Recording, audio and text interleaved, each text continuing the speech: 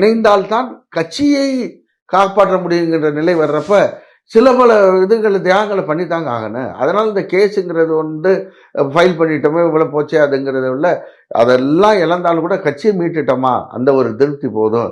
அதுதான் புரட்சியில் எம்ஜிஆருக்கும் புரட்சியில் அம்மாவுக்கும் நாம் செய்யக்கூடிய ஒரு நன்றி கடனாக இருக்கும், உண்மையான அஞ்சலியாக இருக்கும் என்று அண்ணன் ஓபிஎஸ் அவர்கள் உணர்கிறார்கள். அந்த அடிப்படையில் தான் இணைப்புக்கு தொடர்ந்து அவர்கள் குரல் கொடுத்து வருகிறார்கள்.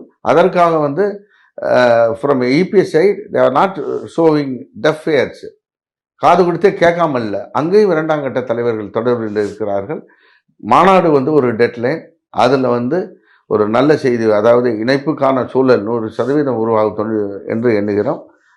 அதிலும் சரிப்பட்டு வராத பட்சத்தில் தலைமை ஒத்துக்கொள்ள வேண்டால் அங்கே முன்னணி தலைவர்கள் வருவதாக இருக்கிறார்கள். அப்படி வந்தாலே நம்ம இதாகிறப்ப அது it will lead to so many டிஃபெக்ஷன்ஸுங்க. நீங்கள் பாருங்கள் என்ன நடக்க போகுதுன்னு.